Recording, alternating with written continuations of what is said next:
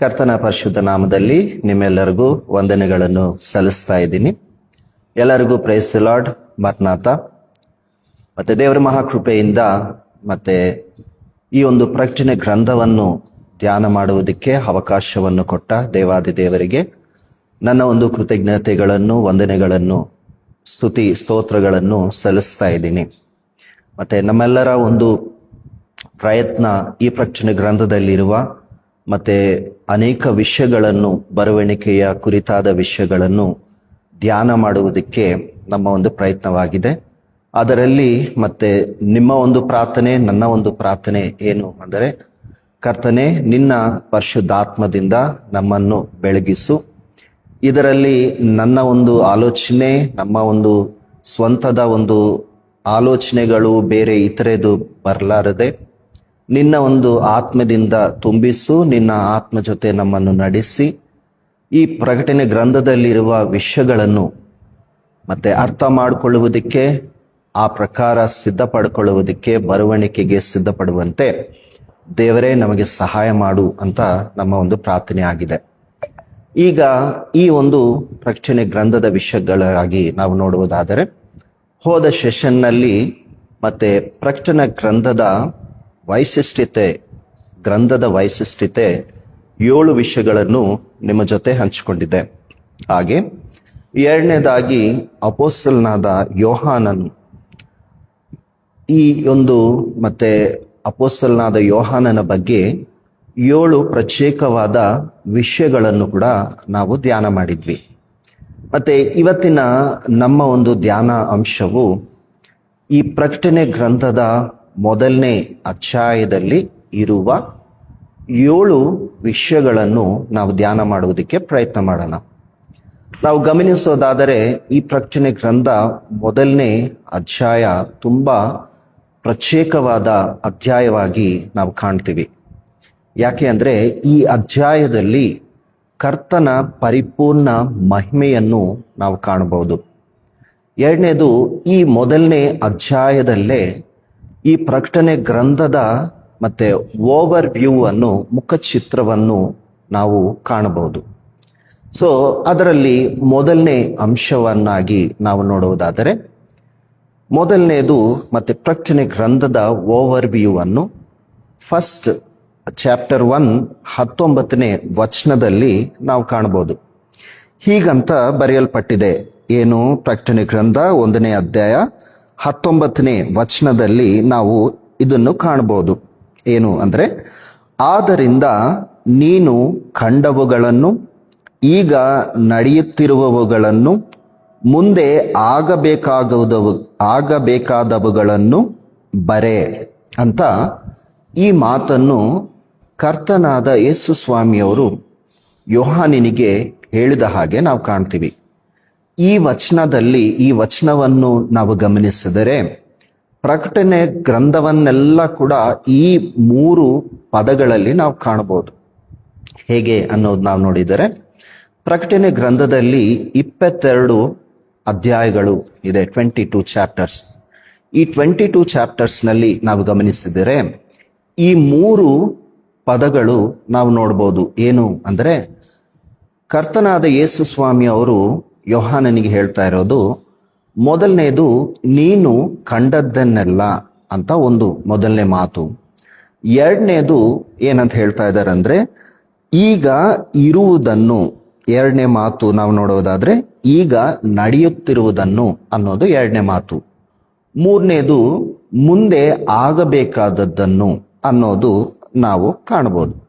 So ಈ 3 ಪದಗಳನ್ನು ನಾವು ಸೂಕ್ಷ್ಮವಾಗಿ ಗಮನಿಸಿದರೆ, ಮೊದಲನೇ ಚಾಪ್ಟರ್, ಫಸ್ಟ್ ಚಾಪ್ಟರ್ನಲ್ಲಿ ಯೋಹಾನನು ಮತ್ತೆ ತಾನು ಕಂಡದ್ದನ್ನೆಲ್ಲ ಬರೆದ ಹಾಗೆ ನಾವು ಕಾಣ್ತೀವಿ. ಅಂದ್ರೆ ಯೇಸು ಕ್ರಿಸ್ತನ ಪರಿಪೂರ್ಣ ಮಹಿಮೆ, ಯೇಸು ಕ್ರಿಸ್ತನ ಒಂದು ಸರ್ವಾಧಿಕಾರ, ಯೇಸು ಕ್ರಿಸ್ತನ ಪೂರ್ಣ ದೈವತ್ವವನ್ನು ಈ ಮೊದಲನೇ ಅಧ್ಯಾಯದಲ್ಲಿ ನಾವು ಕಾಣಬಹುದು. ಎರಡನೇ ಪದ ನೀವು ಗಮನಿಸೋದಾದರೆ, ಈಗ ನಡೆಯುತ್ತಿರುವವುಗಳನ್ನು ಅಂತ ನಾವು ನೋಡ್ತೀವಿ.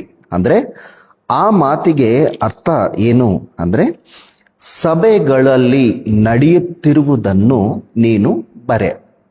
ಚಾಪ್ಟರ್ 2, 3 ಈ 2 ಅಧ್ಯಾಯಗಳಲ್ಲಿ ನಾವು ಗಮನಿಸಿದ್ರೆ 7 ಸಭೆಗಳ ಕುರಿತಾದ ಅನೇಕ ವಿಷಯಗಳು ದೇವರು ಸ್ಪಷ್ಟವಾಗಿ ಒಂದೊಂದು ಸಭೆಯ ಆತ್ಮೀಯವಾದ ಸ್ಥಿತಿ ಹೇಗಿದೆ ಅನ್ನೋದು ಅನೇಕ ವಿಷಯಗಳನ್ನು ನಾವು ಕಾಣಬಹುದು. ದೇವರ ಚಿತ್ತವಾದ್ರೆ ಮುಂದಿನ ದಿನಗಳಲ್ಲಿ ಒಂದೊಂದು ಸಭೆಯ ಕುರಿತಾದ ಸ್ಪಷ್ಟವಾದ ಅನೇಕ ವಿಷಯಗಳನ್ನು ಧ್ಯಾನ ಮಾಡುವನು. 2ನೇ ವಿಷಯವನ್ನು ನಾವು ಗಮನಿಸೋದಾದ್ರೆ ಅಲ್ಲಿ 3ನೇ ಪದ ಏನಾಗಿದೆ ಅಂದ್ರೆ ಮುಂದೆ ಆಗಬೇಕಾಗಿರುವುದು. ಅಂದ್ರೆ ಚಾಪ್ಟರ್ 4 ಇಂದ ಚಾಪ್ಟರ್ 22 ವರೆಗೆ 4ನೇ ಅಧ್ಯಾಯದಿಂದ 22 ಅಧ್ಯಾಯದವರೆಗೆ ಮುಂದೆ ನಡಿಬೇಕಾಗಿರುವುದೆಲ್ಲವನ್ನು ಕೂಡ ಅಲ್ಲಿ ನಾವು ಕಾಣಬಹುದು. ಸೊ ನಾವು ಈ ಒಂದು ಚಾಪ್ಟರ್ ಅನ್ನ ಅರ್ಥ ಮಾಡ್ಕೊಳ್ಳಬೇಕು ಅಂದ್ರೆ ಸಿಂಪಲ್ ಆಗಿ ಏನು ಅಂದ್ರೆ ನೀನು ಕಂಡದ್ದನ್ನೆಲ್ಲ ನಡೆಯುತ್ತಿರುವುದನ್ನು ಮುಂದೆ ನಡಿಬೇಕಾಗಿರೋದು. ಅಂದ್ರೆ ಭೂತ ಮತ್ತೆ ವರ್ತಮಾನ ಭವಿಷ್ಯತ್ ಕಾಲ ಈ 3 ಪದಗಳಲ್ಲಿ ನಾವು ಕಾಣಬಹುದು. ಇಂಗ್ಲಿಷ್ನಲ್ಲಿ ಕ್ಲಿಯರ್ ಆಗಿರುತ್ತೆ ಏನು ಅಂದ್ರೆ that you have seen that those that are and those that are to take place. ಈ 3 ಪದಗಳು ನಮಗೆ ಸ್ಪಷ್ಟವಾದ ಒಂದು ಓವರ್ ವ್ಯೂ ಅಂದ್ರೆ ಒಂದು ಚಿತ್ರಣ ನಮಗೆ ನಾವು ಕಾಣೋದಕ್ಕೆ ಸಿಗುತ್ತೆ. ಈಗ ಈ ಪ್ರಕಟಣೆ ಗ್ರಂಥದ ಒಂದು ವೈಶಿಷ್ಟ್ಯತೆಯನ್ನು ನಾವು ತಿಳ್ಕೊಳ್ಬೇಕು, ಇಲ್ಲ ಇನ್ನ ಸಿಂಪಲ್ ಆಗಿ ಅರ್ಥ ಮಾಡ್ಕೋಬೇಕು ಅಂದ್ರೆ ಯೇಸು ಕ್ರಿಸ್ತನ ಬರುವಣಿಕೆಗೆ ಮುನ್ನ, ಬರುವಣಿಕೆ ಮತ್ತೆ ಬರುವಣಿಕೆ ನಂತರದ ವಿಷಯಗಳು ಈ ಪ್ರಕಟಣೆ ಗ್ರಂಥದಲ್ಲಿ ಬರೆದ ಹಾಗೆ ನಾವು ಕಾಣ್ತೀವಿ.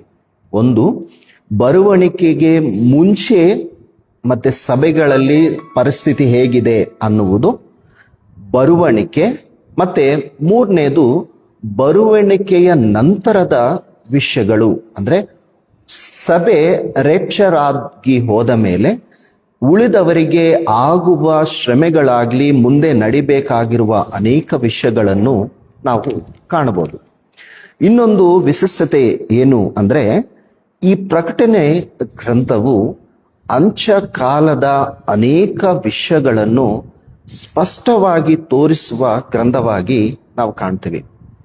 ನಾವು ಗಮನಿಸೋದಾದ್ರೆ ಪ್ರಪಂಚದಲ್ಲಿ ಮಾನವನಿಗೆ ಒಂದು ಎಲ್ಲರಿಗೆ ಒಂದು ಕ್ವಶನ್ ಮಾರ್ಕ್ ಏನು ಅಂದ್ರೆ ನಾನು ಸತ್ತ ಮೇಲೆ ಎಲ್ಲಿಗೆ ಹೋಗ್ತೀನಿ, ಸತ್ತ ಮೇಲೆ ಏನಾಗುತ್ತೆ, ಅನೇಕ ವಿಷಯಗಳು ಅನೇಕರಿಗೆ ಅದೊಂದು ದೊಡ್ಡ ಕನ್ಫ್ಯೂಷನ್. ಆದರೆ ಎಲ್ಲದರ ಉತ್ತರ ದೇವರು ಸ್ಪಷ್ಟವಾಗಿ ಈ ಪ್ರಕಟಣೆ ಗ್ರಂಥದಲ್ಲಿ ನಮಗೆ ಬರೆದು ಕೊಟ್ಟಿದ್ದಾರೆ. ನಡಿಬೇಕಾಗಿರುವುದು, ನಡೀತಾ ಇರುವುದು, ಹೇಗೆ ಇರಬೇಕು, ಹೇಗೆ ಸಿದ್ಧಪಡಬೇಕು, ಎಲ್ಲ ವಿಷಯಗಳು ಕೂಡ ಸ್ಪಷ್ಟವಾಗಿ ಈ ಪ್ರಕಟಣೆ ಗ್ರಂಥದಲ್ಲಿ ನಾವು ಕಾಣಬಹುದು.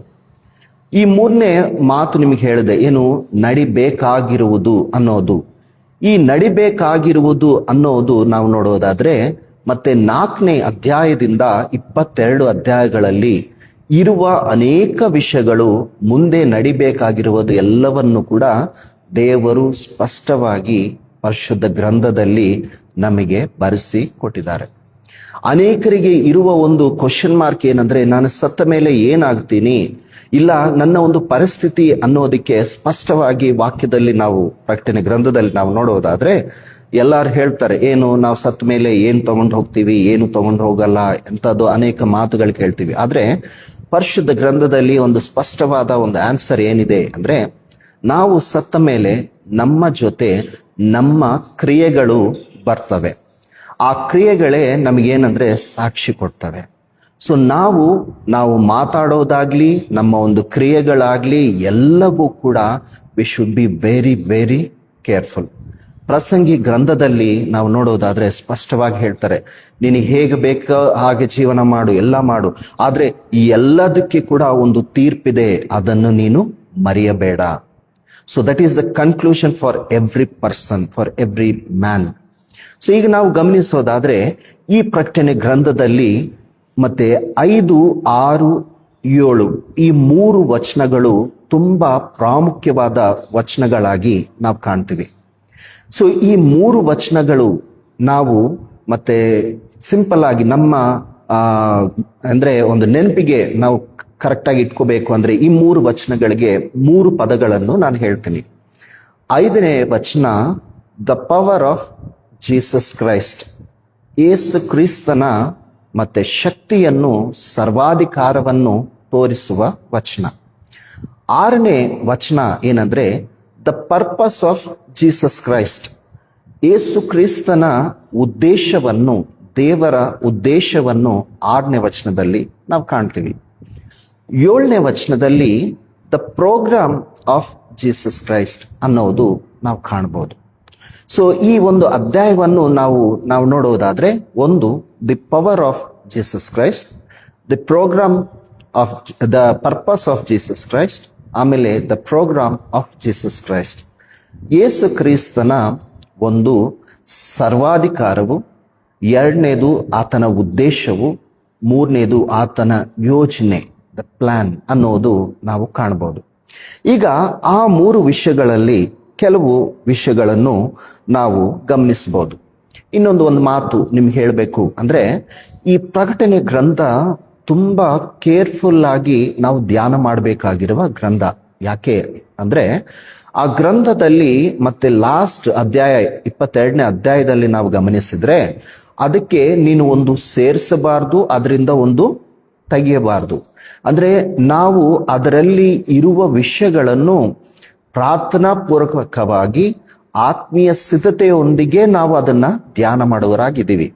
ಇನ್ನೊಂದು, ಎಷ್ಟು ಕ್ಲಿಯರ್ ಆಗಿರುತ್ತೆ ಈ ಪ್ರಕಟಣಾ ಗ್ರಂಥದಲ್ಲಿ ಬರೆಸಿರುವ ಅನೇಕ ವಿಷಯಗಳು ದೇವರು ಬರೆಸಿರುವುದು ಅನ್ನೋದು ಅದರಲ್ಲಿ ನಾವು ನೋಡುವುದಾದ್ರೆ, ಮತ್ತೆ 10ನೇ ಅಧ್ಯಾಯ 4ನೇ ವಚನದಲ್ಲಿ ನಾವು ಕಾಣಬಹುದು. ಅಲ್ಲಿ ಏನು ಅಂದ್ರೆ, ಮತ್ತೆ ಶಬ್ದಗಳು ಕೇಳ್ತವೆ. ಯಾರಿಗೆ? ಯೋಹಾನನಿಗೆ. ಯೋಹಾನನು ಆ ಶಬ್ದಗಳನ್ನು ಬರೆಯೋದಕ್ಕೆ ಇದ್ದಾಗ ಏನು ಅಂತ ಹೇಳಿ ಒಂದು ಶಬ್ದ ಬರುತ್ತಂದ್ರೆ, ನೀನು ಅದು ಬರಿಬೇಡ, ಈಗ ಅದನ್ನ ಬರಿಬೇಡ. ಅಂದ್ರೆ ಈ ಪ್ರಕಟಣೆ ಗ್ರಂಥದಲ್ಲಿ ಯಾವುದನ್ನು ಬರಿಬೇಕಂದ್ರು, ಯಾವುದು ಬರಿಬಾರ್ದಂದ್ರು, ಏನೇ ಅಂದ್ರೂ ಕೂಡ ಸ್ಪಷ್ಟವಾಗಿ ಒಂದೊಂದು ಪದವು ಕೂಡ ಯಾರಿಂದ ಬಂದಿದೆ ಅಂದ್ರೆ, ದೇವರಿಂದ ಯೇಸು ಕ್ರಿಸ್ತನಿಗೆ, ಯೇಸು ಕ್ರಿಸ್ತನಿಂದ ತನ್ನ ದೂತನನ್ನು ಕಳುಹಿಸಿ ತನ್ನ ದಾಸನಿಗೆ ಒಪ್ಪಿಸಿರುವ ಗ್ರಂಥವಾಗಿ ನಾವು ನೋಡ್ತೇವೆ. ಅಂದ್ರೆ ಸೊ ಈ ಗ್ರಂಥವು ತುಂಬಾ ಪ್ರತ್ಯೇಕತೆಯನ್ನು ನಾವು ಕಾಣಬಹುದು. ಈಗ ನಾವು ಗಮನಿಸೋದಾದ್ರೆ, ಮೊದಲನೇ ಪದವನ್ನು ನಾವು ಕೆಲವು ವಿಷಯಗಳನ್ನು ಧ್ಯಾನ ಮಾಡುವುದಾದ್ರೆ, ಮೊದಲನೇದು ನಾನೇನು ಹೇಳಿದೆ, ನೀನು ಕಂಡವುಗಳನ್ನು ಅನ್ನುವುದು ಪದ ನಾವು ಅಲ್ಲಿ ಕಾಣ್ತೀವಿ. ಸೊ ಈ ಚಾಪ್ಟರ್ 1ನಲ್ಲಿ ನಾವು ನೋಡುವುದಾದ್ರೆ, ಯೇಸು ಸ್ವಾಮಿಯ ಪರಿಪೂರ್ಣವಾದ ಮಹಿಮೆಯನ್ನು, ದೈವತ್ವವನ್ನು ನಾವು ಈ ಮೊದಲನೇ ಅಧ್ಯಾಯದಲ್ಲಿ ನಾವು ಕಾಣಬಹುದು. ಯೋಹಾನನು ಮತ್ತೆ ಶಿಷ್ಯರಲ್ಲಿ ತುಂಬಾ ಒಂದು ಪ್ರತ್ಯೇಕತೆ ಇರುವ ಶಿಷ್ಯನಾಗಿ ನಾವು ಕಾಣ್ತೀವಿ. ಯಾಕೆ ಅಂದ್ರೆ, ಇರುವ 12 ಶಿಷ್ಯರಲ್ಲಿ ಕೂಡ ಯೋಹಾನನ ಒಂದು ಪ್ರಾಕ್ಸಿಮಿಟಿ ಇಲ್ಲ ಕ್ಲೋಸ್ನೆಸ್, ಯೇಸು ಕ್ರಿಸ್ತನ ಒಂದು ಜೊತೆಗಿರುವ ಒಂದು ಕ್ಲೋಸ್ನೆಸ್ ತುಂಬಾ ಏನಂತಾರೆ ಅಂದ್ರೆ ವೆರಿ ವೆರಿ ಕ್ಲೋಸ್. ಅದಕ್ಕೆ ಹೇಳ್ತಾರೆ ಏನಂದ್ರೆ, ಮತ್ತೆ ತನ್ನ ಎದೆ ಮೇಲೆ ಬಾಗಿಕೊಂಡಿರುವ ಶಿಷ್ಯನು ಅಂದ್ರೆ ತುಂಬಾ ಹತ್ತಿರ ಅನ್ನು ನಾವು ಕಾಣಬಹುದು. ಇನ್ನೊಂದೇನಂದ್ರೆ, ತುಂಬಾ ಪ್ರೀತಿಯ ಶಿಷ್ಯನಾಗಿ ನಾವು ಕಾಣ್ತೀವಿ.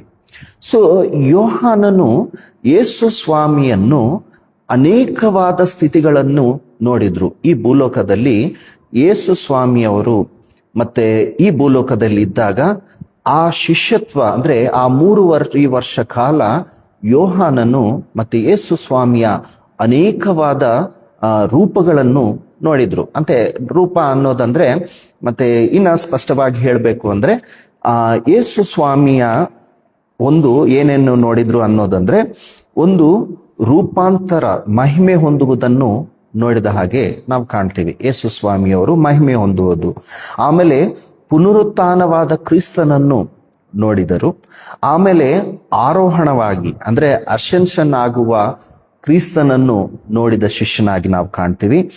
ಆಮೇಲೆ ಯೇಸು ಸ್ವಾಮಿಯ ಕಂಪ್ಲೀಟ್ ಒಂದು ಪರಿಪೂರ್ಣ ಮಹಿಮೆಯನ್ನು ಈಗ ನೋಡ್ತಾ ಇದ್ದಾನೆ. ಅಂದ್ರೆ ಈ ಭೂಮಿ ಮೇಲೆ ಯೇಸು ಸ್ವಾಮಿ ಇದ್ದಾಗ ಎಲ್ಲಾ ವಿಷಯಗಳನ್ನು ಕಂಡ ಯೋಹಾನನು ಈಗ ಆತನು ನೋಡುತ್ತಿರುವುದೇನೆಂದ್ರೆ, ಯೇಸು ಸ್ವಾಮಿಯ ಪರಿಪೂರ್ಣವಾದ ದೈವತ್ವವನ್ನು ಈ ಒಂದು ಅಧ್ಯಾಯದಲ್ಲಿ ಕಂಡ ಹಾಗೆ ನಾವು ಕಾಣ್ತೀವಿ.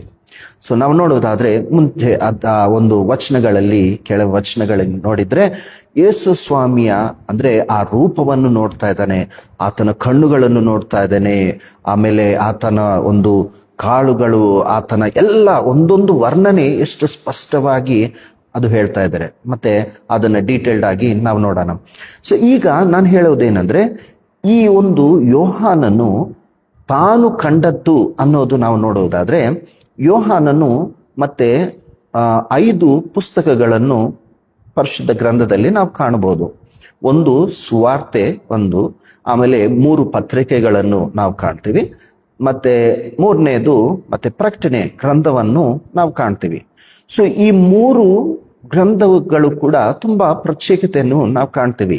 ಅಂದ್ರೆ ಮತ್ತೆ ಸುವಾರ್ತೆಯಲ್ಲಿ ನಾವು ನೋಡಿದ್ರೆ, ಮತ್ತೆ ಮತ್ತಾಯನು ಬರೆದ ಸುವಾರ್ತೆ, ಮಾರ್ಕನು ಬರೆದ ಸುವಾರ್ತೆ, ಲೂಕಾ ಸುವಾರ್ತೆ, ಇದರಲ್ಲಿ ಇರುವುದಕ್ಕಿಂತ ಸ್ವಲ್ಪ ಪ್ರತ್ಯೇಕತೆಯನ್ನು ಈ ಸುವಾರ್ತೆಯಲ್ಲಿ ನಾವು ಕಾಣಬಹುದು. ಯೋಹಾನನ ಸುವಾರ್ತೆಯಲ್ಲಿ ಅಂದ್ರೆ ಯೇಸು ಕ್ರಿಸ್ತನೇ ದೇವರು, ದೈವತ್ವ, ಪರಿಪೂರ್ಣವಾದ ದೈವತ್ವದ ವಿಷಯಗಳನ್ನೆಲ್ಲ ಕೂಡ ಈ ಗ್ರಂಥದಲ್ಲಿ ಬರೆದ ಹಾಗೆ ನಾವು ಕಾಣ್ತೀವಿ.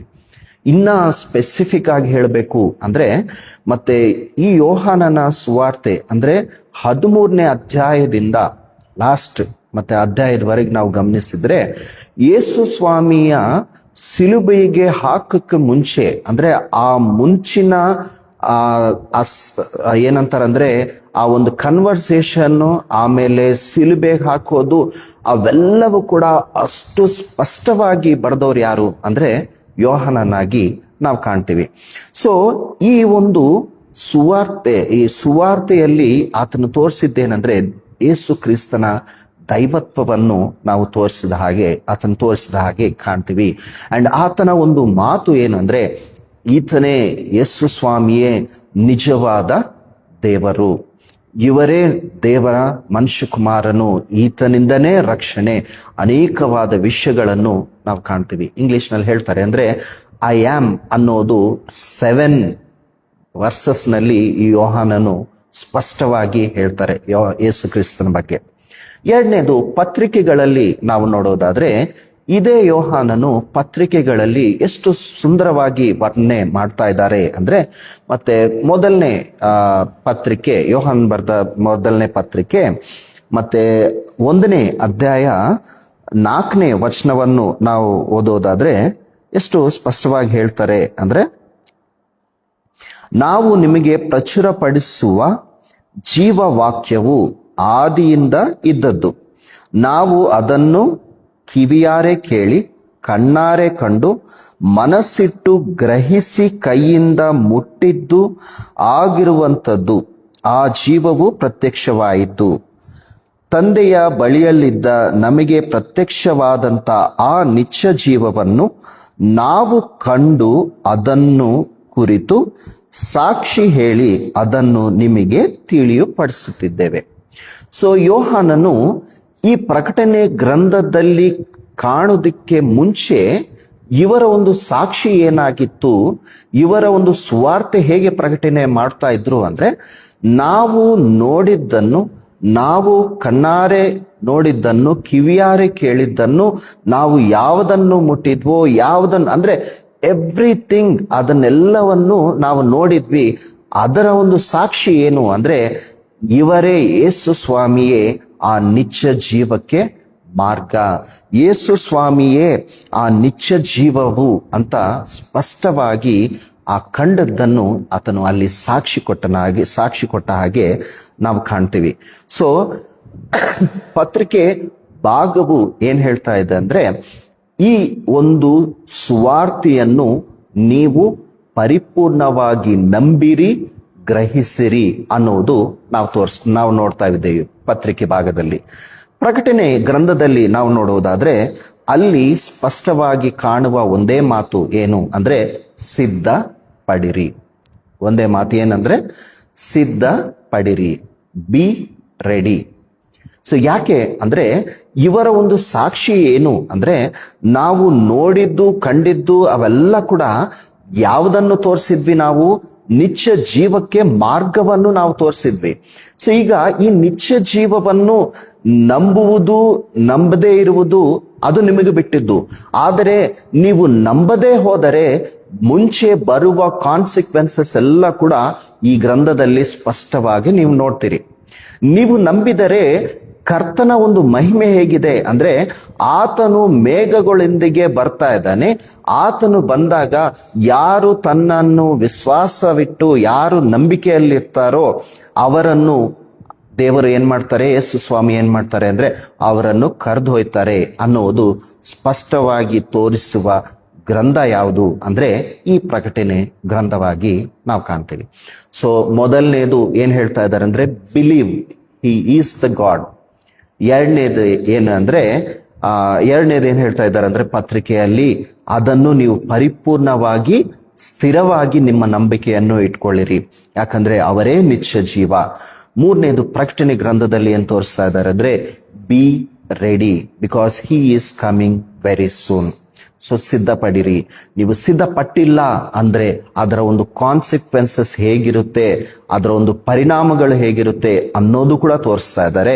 ಸಿದ್ಧಪಟ್ಟವರಿಗೆ ದೇವರು ಕೊಡುವ ಆ ಮಹಿಮೆ ಸ್ಥಾನ, ದೇವರು ಕೊಡುವ ಮತ್ತೆ ಆ ಪರಲೋಕದ ಆ ಒಂದು ಬ್ಯೂಟಿಫುಲ್ ಆ ಸ್ಥಿತಿ ಹೇಗಿರುತ್ತೆ ಅನ್ನುವುದನ್ನು ಕೂಡ ಈ ಪ್ರಕಟಣೆ ಗ್ರಂಥದಲ್ಲಿ ನಾವು ಸ್ಪಷ್ಟವಾಗಿ ನಾವು ಕಾಣಬಹುದು. ಈಗ ನಾವು ನೋಡುವುದಾದ್ರೆ ಈ ಗ್ರಂಥದಲ್ಲಿ ಒಂದು ಯೇಸು ಕ್ರಿಸ್ತನ ಒಂದು ಪರ್ಪಸ್ ಅನ್ನೋದು ನಾವು ಕಾಣ್ತೀವಿ. ಒಂದು 6ನೇ ವಚನದಲ್ಲಿ ನೀವು ಗಮನಿಸೋದಾದ್ರೆ, 6ನೇ ವಚನದಲ್ಲಿ ಸ್ಪಷ್ಟವಾಗಿ ಹೀಗಂತ ಬರೆಯಲ್ಪಟ್ಟಿದೆ. ಏನು ಅಂದ್ರೆ, ಪ್ರಕಟಣೆ ಗ್ರಂಥ 1ನೇ ಅಧ್ಯಾಯ 6ನೇ ವಚನ. 6ನೇ ವಚನದಲ್ಲಿ ನಾವು ನೋಡೋದಾದ್ರೆ ಅಲ್ಲಿ ಹೀಗಂತ ಬರೆಯಲ್ಪಟ್ಟಿದೆ. ಏನು ಅಂದ್ರೆ, ನಮ್ಮನ್ನು ಪ್ರೀತಿಸುವಾತನು ತನ್ನ ಪವಿತ್ರವಾದ ರಕ್ತದ ಮೂಲಕ ನಮ್ಮನ್ನು ಪಾಪಗಳಿಂದ ಬಿಡಿಸಿದಾತನು ನಮ್ಮನ್ನು ದೇವರ ರಾಜ್ಯವನ್ನಾಗಿಯೂ ತನ್ನ ತಂದೆಯಾದ ದೇವರಿಗೆ ಯಾಜಕರನ್ನಾಗಿಯೂ ಮಾಡುವಾತನಿಗೆ ಯುಗಯುಗಾಂತರಗಳಲ್ಲಿಯೂ ಮಹಿಮೆಯೂ ಬಲವು ಉಂಟಾಗಲಿ, ಆಮೆನ್ ಅನ್ನುವ ಮಾತು ನಾವು ನೋಡ್ತೀವಿ. ಸೊ ಇದರಲ್ಲಿ ನಾವು ಗಮನಿಸೋದಾದ್ರೆ ಸ್ಪಷ್ಟವಾಗಿ ಯೇಸು ಸ್ವಾಮಿಯವರು ಈ ಲೋಕಕ್ಕೆ ಬಂದಿರುವ ಕಾರ್ಯವು, ಅವರು ಬಂದ ಮೇಲೆ ಅವರು ಒಂದು ಉದ್ದೇಶವು ಈ ವಚನದಲ್ಲಿ ನಾವು ಕಾಣ್ತೀವಿ. ನಾವು ಪರಿಶುದ್ಧ ಗ್ರಂಥವೆಲ್ಲ ನಾವು ಗಮನಿಸೋದಾದರೆ ಈ ಓಲ್ಡ್ ಟೆಸ್ಟ್ಮೆಂಟ್ ನಲ್ಲಿ ಯೇಸು ಕ್ರಿಸ್ತನ ಮೊದಲನೇ ಬರವಣಿಗೆಯ ಕುರಿತಾದ ಅನೇಕ ಪ್ರವಚನೆಗಳನ್ನು ನಾವು ಕಾಣಬಹುದು. ಯೆಶಾಯನ ಗ್ರಂಥ ಆಗಲಿ, ಅನೇಕ ಗ್ರಂಥಗಳಲ್ಲಿ ಪ್ರವಾದಿಗಳು ಈ ಮೊದಲನೇ ಬರವಣಿಗೆಯ ಕುರಿತಾದ ಅನೇಕ ವಿಷಯಗಳನ್ನು ಮುಂಚೆನೆ ತಿಳಿಸಿದ್ರು. ಮತ್ತೆ ಬರುವ ರಕ್ಷಕನು ಇಲ್ಲ ಮೆಸ್ಸಯ್ಯನು ಎಂತ ಒಂದು ಮತ್ತೆ ಶಕ್ತಿ ಉಳ್ಳಾತನು, ಆಮೇಲೆ ಆತನ ಮೇಲೆ ಒಂದು ರಾಜ್ಯಭಾರ ಇರುತ್ತೆ, ಆಮೇಲೆ ಆತನು ನ್ಯಾಯವಂತ, ಎಲ್ಲ ವಿಷಯಗಳು ಕೂಡ ಪ್ರವಾದಿಗಳು ಏನಂದ್ರೆ ಕ್ರಿಸ್ತನ ಮೊದಲನೇ ಬರುವಣಿಕೆಯ ಮುಂಚೆ ಅನೇಕ ವಿಷಯಗಳನ್ನು ಪ್ರವಾದನೆಗಳಾಗಿ ನಾವು ಕಾಣ್ತೀವಿ. ಸೊ ಆ ಪ್ರವಾದನೆಗಳ ಎಲ್ಲರ ಒಂದು ಪರಿಪೂರ್ಣತೆ ಏನು ಅಂದ್ರೆ ಯೇಸು ಸ್ವಾಮಿಯವರು ಈ ಭೂಲೋಕಕ್ಕೆ ಬಂದ ಹಾಗೆ ನಾವು ಕಾಣ್ತೀವಿ. ಮೆಸ್ಸಯ್ಯ ಇಲ್ಲ ರಕ್ಷಕನಾಗಿ ಈ ಭೂಲೋಕಕ್ಕೆ ಬಂದ ಹಾಗೆ ನಾವು ಕಾಣ್ತೀವಿ. ಸೊ ಯೇಸು ಕ್ರಿಸ್ತನು ಅನ್ನುವ ಮಾತಿಗೆ ಅರ್ಥ ಏನು ಅಂದ್ರೆ ರಕ್ಷಿಸಲಿಕ್ಕೆ ಅಭಿಷೇಕ ಹೊಂದಿದವನು ಅನ್ನುವ ಅರ್ಥವನ್ನು ನಾವು ಕಾಣ್ತೀವಿ. ಸೊ ಯೇಸು ಸ್ವಾಮಿಯವರು ಈ ಲೋಕಕ್ಕೆ ಬಂದದ್ದು ಮತ್ತೆ ಯೋಹಾನನು ಕೂಡ ಅಂದ್ರೆ ಒಂದು ಸ್ಪಷ್ಟವಾಗಿ ಒಂದು ಹೇಳ್ತಾರೆ. ಏನಂದ್ರೆ ಲೋಕ ಪಾಪವನ್ನೆಲ್ಲ ಹೊತ್ತು ಒಯ್ತಾ ಇರುವ ಏನಂತಾರೆ ಕುರಿಮರಿ ಅಂತ ಹೇಳ್ತಾರೆ. ಅಂದ್ರೆ ಆತನ ಒಂದು ಪರ್ಪಸ್ ಅನ್ನು ನಾವು ಅಲ್ಲೇ ಕಾಣ್ತೀವಿ. ಏನು ಅಂದ್ರೆ ಈ ಲೋಕದ ಎಲ್ಲ ಪಾಪವನ್ನು ಬಿಡಿಸುವುದಕ್ಕೆ, ಲೋಕದಲ್ಲಿರುವ ಎಲ್ಲರಿಗೂ ಈ ಪಾಪದಿಂದ ವಿಮೋಚನೆ ಬಿಡುಗಡೆ ಕೊಡುವುದಕ್ಕೆ ಯೇಸು ಸ್ವಾಮಿ ಕರ್ತನು ಮತ್ತೆ ಈ ಭೂಲೋಕಕ್ಕೆ ಬಂದ ಹಾಗೆ ನಾವು ಕಾಣ್ತೀವಿ. ಸೊ ಮೊದಲನೇ ಬರುವಣಿಕೆಯಲ್ಲಿ ಯೇಸು ಸ್ವಾಮಿಯ ಒಂದು ಉದ್ದೇಶ ಏನು ಅಂದ್ರೆ ತನ್ನ ರಕ್ತದಿಂದ ಎಲ್ಲರನ್ನೂ ಕೂಡ ಈ ಪಾಪದಿಂದ ವಿಮೋಚನೆಗೊಳಿಸಿದ ಕರ್ತನು ಈಗ ಎರಡನೇ ಬರುವಣಿಕೆಯಲ್ಲಿ ಏನು ಅಂದ್ರೆ ತಾನು ವಿಮೋಚಿಸಿದ ಎಲ್ಲರನ್ನು, ಯಾರಾದರೂ ಯಾರ್ಯಾರು ಅವರನ್ನು ನಂಬಿದರೋ ಅವರೆಲ್ಲರನ್ನು ಕೂಡ ಕೊಂಡೊಯ್ಯುವುದಕ್ಕೆ ಈ ಎರಡನೇ ಬರುವಣಿಕೆಯಲ್ಲಿ ಬರ್ತಾ ಇದ್ದಾರೆ.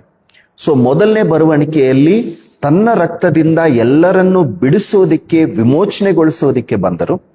ಈಗ ಎರಡನೇ ಬರುವಣಿಕೆಯಲ್ಲಿ ಏನು ಅಂದ್ರೆ ವಿಮೋಚಿಸಿದ ತನ್ನ ಒಂದು ಸಭೆಯನ್ನು ತಾನಿರುವ ಸ್ಥಳಕ್ಕೆ ಕೊಂಡೊಯ್ಯೋದಿಕ್ಕೆ ಈಗ ಎರಡನೇ ಬರುವಣಿಕೆಯಲ್ಲಿ ಬರುವುದನ್ನು ನಾವು ಕಾಣಬಹುದು. ಸೊ ಆತನ ಒಂದು ಪರ್ಪಸ್ ಏನು ಅಂದ್ರೆ ನಮ್ಮನ್ನು, ಈ ತನ್ನ ರಕ್ತದಿಂದ ಬಿಡುಗಡೆಗೊಳಿಸಿದ ನಮ್ಮನ್ನು ತನ್ನ ದೇವರಿಗೆ ಒಂದು ರಾಜ್ಯವಾಗಿ ಮತ್ತೆ ಒಂದು ಯಾಜಕರ ಒಂದು ಸಮೂಹವಾಗಿ ನಮ್ಮನ್ನು ಸಿದ್ಧಪಡಿಸುವುದಕ್ಕೆ, ಇಲ್ಲ ನಮ್ಮನ್ನು ಆ ಒಂದು ಸ್ಥಿತಿಗೆ ಸಿದ್ಧಪಡಿಸುವುದಕ್ಕೆ ಅವರು ನಮ್ಮನ್ನು ಅಲ್ಲಿಗೆ ಕರ್ಕೊಂಡು ಹೋಗೋದಕ್ಕೆ ಬರ್ತಾ ಇದ್ದಾರೆ. ಸೊ ನಾವು ಸ್ಪಷ್ಟವಾಗಿ ಗಮನಿಸೋದಾದ್ರೆ ಯೇಸು ಕ್ರಿಸ್ತನ ರಕ್ತದಿಂದ ವಿಮೋಚನೆಗೊಳಿಸಿದ ನಾವು ತುಂಬಾ ಪ್ರತ್ಯೇಕವಾದ ಸಭೆಯಾಗಿ, ತುಂಬಾ ಪ್ರತ್ಯೇಕವಾದ ಒಂದು ವ್ಯಕ್ತಿಗಳಾಗಿ ನಾವು ಕಾಣ್ತಾ ಇದ್ದೀವಿ. ಅಂದ್ರೆ ನಾವೆಲ್ಲ we are not free, we have been purchased by the blood of Christ. So ನಾವೆಲ್ಲ ಕೂಡ ತುಂಬಾ ಧನ್ಯರು. ಈಗ ಈ ರಕ್ತದ ಕುರಿತಾದ ಕೆಲವು ವಿಷಯಗಳನ್ನು ಹೇಳ್ತೀನಿ. ಯಾಕೆ ಅಂದ್ರೆ ಮತ್ತೆ ಯೇಸು ಕ್ರಿಸ್ತನ ಈ ರಕ್ತದ ವಿಶೇಷಗಳು ಏನು ಅನ್ನೋದು ಕೆಲವು ವಿಷಯಗಳನ್ನು ನಾವು ಧ್ಯಾನ ಮಾಡಿ ಮತ್ತೆ ಮುಂದೆ ಹೋಗೋಣ. ಸೊ ಇದರಲ್ಲಿ ನಾವು ನೋಡೋದಾದ್ರೆ ಹಳೆ ಒಡಂಬಡಿಕೆಯಲ್ಲಿ ಈ ರಕ್ತದ ಕುರಿತಾದ ಕೆಲವು ವಿಷಯಗಳನ್ನು ನಾವು ಕಾಣ್ತೀವಿ. ಸಹಜವಾಗಿ ಈ ಒಂದು ಏನಂತಾರೆ ಯಾಜಕ ಕಾಂಡವನ್ನು ನಾವು ಗಮನಿಸೋದಾದ್ರೆ ತುಂಬಾ ಜನರು ಓದಲಿಕ್ಕೆ ಅಷ್ಟು ಇಷ್ಟಪಡಲ್ಲ. ಯಾಕಂದ್ರೆ ಅದರಲ್ಲಿ ಅನೇಕವಾದ ಪಾಪ ಪರಿಹಾರ್ಥ ಬಲಿಗಳು ಇರುತ್ತೆ. ಬಲಿಗಳ ಬಗ್ಗೆ ಒಂದು ಡೀಟೇಲ್ಡ್ ಆಗಿ ಅದನ್ನು ಈ ತರ ಕೊಯ್ಯಬೇಕು, ಈ ಒಂದು ಬಲಿ ತರಬೇಕು, ಎಲ್ಲ ಕೂಡ ಅನೇಕವಾದ ವಿಷಯಗಳು. ಆದ್ರೆ ಆ ಒಂದು ಯಾಜಕ ಕಾಂಡದ ಒಂದು ಮೂಲವಾದ ಒಂದು ವಾಕ್ಯ ಏನು ಅಂದ್ರೆ ದೇವರು ಹೇಳ್ತಾರೆ ಏನು ಅಂದ್ರೆ, ನಾನು ಪರಿಶುದ್ಧನು, ನಾನು ಹೇಗೆ ಪರಿಶುದ್ಧನಾಗಿದ್ದೀನೋ ನೀವು ಕೂಡ ಹಾಗೆ ಪರಿಶುದ್ಧರಾಗಬೇಕು. ಸೊ ಆ ಒಂದು ಇಂಪಾರ್ಟೆಂಟ್ ಆದ ಒಂದು ವರ್ಸ್ ಏನು ಅಂದ್ರೆ, ನಾನು ಹೇಗೆ ಪರಿಶುದ್ಧನಾಗಿದ್ದೀನೋ ನೀವು ಕೂಡ ಪರಿಶುದ್ಧರಾಗಬೇಕು. ಈಗ ಪಾಪಿಯಾದ ಮನುಷ್ಯನು ಹೇಗೆ ಪರಿಶುದ್ಧನಾಗಬಹುದು? ಸೊ ಪಾಪಿಯಾದ ಮನುಷ್ಯನಿಗೆ ಈ ಒಂದು ಪಾಪದಿಂದ ಬಿಡುಗಡೆ ಹೇಗೆ ಅನ್ನೋದು ಈ ಯಾಜಕ ಕಾಂಡದಲ್ಲಿ ನಾವು ಗಮನಿಸೋದಾದ್ರೆ, ಅಲ್ಲಿ ಯಾರೇ ಪಾಪವನ್ನು ಮಾಡಿದರೆ ಆ ಪಾಪಕ್ಕೆ ಅವ್ರೇನ್ ಮಾಡಬೇಕು ಅಂದ್ರೆ, ಪಾಪಕ್ಕೆ ಒಂದು ಪರಿಹಾರವಾಗಿ ರಕ್ತವನ್ನು ಸುರಿಸುವುದು ನಾವು ಕಾಣ್ತೀವಿ. ಹೆಬ್ರಿಯರಿಗೆ ಬರೆದ ಪತ್ರಿಕೆ ಮತ್ತೆ 9ನೇ ಅಧ್ಯಾಯ 22ನೇ ವಚನ, ಆಮೇಲೆ ಪೇತ್ರನು ಬರೆದ ಮೊದಲನೇ ಪತ್ರಿಕೆ 1ನೇ ಅಧ್ಯಾಯ 19ನೇ ವಚನ, ಅಲ್ಲಿ ನಾವು ಗಮನಿಸೋದಾದ್ರೆ, ಆಮೇಲೆ ಯಾಜಕ ಕಾಂಡ 17ನೇ ಅಧ್ಯಾಯ 11ನೇ ವಚನ, ಯಾಜಕ ಕಾಂಡ 16ನೇ ಅಧ್ಯಾಯ 15ನೇ ವಚನದಲ್ಲಿ ನಾವು ಗಮನಿಸೋದಾದ್ರೆ ಅಲ್ಲಿ ಸ್ಪಷ್ಟವಾಗಿ ಇರುತ್ತೆ ಏನು ಅಂದ್ರೆ, ಪಾಪಕ್ಕೆ ಪರಿಹಾರ ಏನು ಅಂದ್ರೆ ರಕ್ತವನ್ನು ಸುರಿಸುವುದು. ಸೊ ಈಗ ಆ ಕಾಲದಲ್ಲಿ ಒಂದು ಹೇಗಿತ್ತು ಅಂದ್ರೆ, ಒಂದು ಪ್ರೊಸೆಸ್ ಹೇಗಿತ್ತು ಅನ್ನೋದು, ಮತ್ತೆ ಯಾಜಕ ಕಾಂಡ 4ನೇ ಅಧ್ಯಾಯ, ಆ ಅಧ್ಯಾಯದಲ್ಲಿ ನೀವು ಸ್ಪಷ್ಟವಾಗಿ ಗಮನಿಸಿದ್ರೆ ಅನೇಕ ವಿಷಯಗಳು ನಾವು ಕಾಣ್ತೀವಿ. ಏನು ಅಂದ್ರೆ, ಪಾಪ ಪರಿಹಾರ ಹೇಗೆ ಮಾಡ್ತಿದ್ರು ಅಂದ್ರೆ, ಆತನು ಒಬ್ಬರು ಯಾರಾದ್ರೂ ಒಂದು ಪಾಪವನ್ನು ಮಾಡಿದರೆ, ಪಾಪ ಮಾಡಿದವನು ಏನ್ ಮಾಡ್ತಿದ್ದ ಅಂದ್ರೆ, ಒಂದು ಹೋರಿಯನ್ನು ಇಲ್ಲ ಒಂದು ಕುರಿಯನ್ನು ಅದಕ್ಕೆ ಯಾವುದು ನೇಮಿಸಿದ್ರೋ ಅದನ್ನು ತಗೊಂಡು ಬಂದು ಅದರ ಮೇಲೆ ಈತನು ಏನ್ ಮಾಡ್ಬೇಕು, ಕೈ ಇಟ್ಟು ಹೇಳಬೇಕಾಗಿರುವ ಮಾತುಗಳು ಅಲ್ಲಿ ಕಾಣ್ತೀವಿ. ಏನು ಅಂದ್ರೆ, ನನ್ನ ದೋಷ, ನನ್ನ ಪಾಪವನ್ನು ನೀನು ಭರಿಸ್ತಾ ಇದೀಯಾ, ಅಂದ್ರೆ ನನಗೆ ಪರಿಹಾರವಾಗಿ ನಾನು ಮಾಡಿದ ಪಾಪಕ್ಕೆ ನನಗೆ ಉಂಟಾಗುವ ಶಿಕ್ಷೆ ಏನು? ಮರಣವೇ ಉಂಟಾಗಬೇಕು. ಆದರೆ ನನ್ನ ಪರವಾಗಿ ನನ್ನ ಪಾಪವನ್ನು ನೀನು ವಹಿಸ್ತಾ ಇದೀಯಾ ಅಂತ ಆ ಒಂದು ಬಲಿಯ ಮೇಲೆ, ಅಂದ್ರೆ ಆ ಒಂದು ಹೋರಿಯ ಮೇಲೆ ಕೈ ಇಟ್ಟು ಆ ಒಂದು ಏನ್ ಮಾಡ್ತಾ ಇದ್ರು ಅಂದ್ರೆ ಅದನ್ನು ಬಲಿಯನ್ನು ಕೊಡ್ತಾ ಇದ್ರು. ಇನ್ನೊಂದು ನಾವು ಗಮನಿಸೋದಾದ್ರೆ, ಆ ಪಾಪ ಮಾಡಿದ ವ್ಯಕ್ತಿ ತನ್ನ ಕಣ್ಣು ಎದುರೇ ಆ ಬಲಿಯನ್ನು ತುಂಡು ತುಂಡಾಗಿ ಕಟ್ ಮಾಡೋದಾಗ್ಲಿ, ಅವೆಲ್ಲ ಸುಡೋದಾಗ್ಲಿ, ಅವೆಲ್ಲ ಕೂಡ ಕಂಪ್ಲೀಟ್ ಪ್ರೊಸೆಸ್ ಎಲ್ಲಿ ನಡೀತಿತ್ತು ಅಂದ್ರೆ ಪಾಪ ಮಾಡಿದ ವ್ಯಕ್ತಿ ಎದುರೇ ಅದು ನಡೀತಾ ಇತ್ತು. ಸೊ ದೇವರ ಒಂದು ಉದ್ದೇಶ ಏನಿತ್ತು ಅಂದ್ರೆ, ಯಾರು ಪಾಪ ಮಾಡ್ತಾರೋ ಆ ಪಾಪ ಮಾಡಿದ ವ್ಯಕ್ತಿ ತನ್ನನ್ನು ಆ ಒಂದು ಸ್ಥಾನದಲ್ಲಿ ನೋಡ್ಬೇಕು. ತನ್ನ ಪರವಾಗಿ ಅಮಾಯಕವಾದ ಒಂದು ಇನ್ನೋಸೆಂಟ್ ಆಗಿರುವ ಒಂದು ತನಗೋಸ್ಕರ ಬಲಿಯಾಗುವುದು ಯಾವಾಗ ಆತನು ತನ್ನ ಕಣ್ಣಾರೆ ನೋಡ್ತಾನೋ, ನೆಕ್ಸ್ಟ್ ಟೈಮ್ ಪಾಪ ಮಾಡಬೇಕು ಅಂದ್ರೆ ತನ್ನ ಕಣ್ಣುಗಳ ಎದುರೇ ಇವು ಬರಬೇಕು. ಇನ್ನೊಂದ್ಸತಿ ಆ ಪಾಪ ಮಾಡಬಾರ್ದು, ಇದಕ್ಕೆ ಹೋಗಬಾರ್ದು ಅನ್ನೋದು ಒಂದು ಉದ್ದೇಶ ಇತ್ತು. ಸೊ ಆ ವ್ಯಕ್ತಿ ಯಾವಾಗ ಆ ಒಂದು ಬಲಿ ನಡೆಯುವುದು, ಆ ತುಂಡು ತುಂಡಾಗ ಕಟ್ ಮಾಡೋದು ಅವೆಲ್ಲ ನೋಡ್ತಾ ಇದ್ನೋ, ಆ ನೋಡುವುದರಿಂದ ಆತನಿಗೆ ಏನಾಗ್ಬೇಕು ಅಂದ್ರೆ ಒಂದು ಪಶ್ಚಾತ್ತಾಪ ಬರಬೇಕು, ಒಂದು ರಿಪೆಂಟೆನ್ಸ್ ಬರಬೇಕು. ಏನಂತ, ಅಯ್ಯೋ ನಾನ್ ಮಾಡಿದ್ದ ಈ ಕೆಲಸಕ್ಕೋಸ್ಕರ ಏನು ಗೊತ್ತಿಲ್ಲ ಈ ಪ್ರಾಣಿ ಏನಾಗ್ತಾ ಇದೆ, ತನ್ನ ಒಂದು ಪ್ರಾಣವನ್ನು ಬಿಡ್ತಾ ಇದೆಯಲ್ಲ ಅಂತ ತನ್ನ ಮನಸ್ಸಿಗೆ ಅನಿಸಿ ನೆಕ್ಸ್ಟ್ ಟೈಮ್ ಆ ಪಾಪವನ್ನು ಮಾಡದೇ ಇರೋದಕ್ಕೆ ಈ ಒಂದು ಪರಿಹಾರವನ್ನು ದೇವರು ಹೇಳಿದ್ರು. ಸೊ ಬರ್ತಾ ಬರ್ತಾ ಬರ್ತಾ ಅಂದ್ರೆ ಇನ್ನ ನಾವು ಸೂಕ್ಷ್ಮವಾಗಿ ಗಮನಿಸೋದಾದ್ರೆ, ಇದು ಏನಿತ್ತು ಅಂದ್ರೆ ಓನ್ಲಿ ಎ ಟೆಂಪರರಿ ಸೊಲ್ಯೂಷನ್. ಅಂದ್ರೆ ಆತನು ಮಾಡುವ ಪಾಪಕ್ಕೆ ಒಂದೊಂದು ತಗೊಂಡ್ ಬರ್ತಾ ಇದ್ರು, ಬಲಿ ಕೊಡ್ತಾ ಇದ್ರು, ಮತ್ತೆ ಇನ್ನೊಂದಕ್ಕೆ.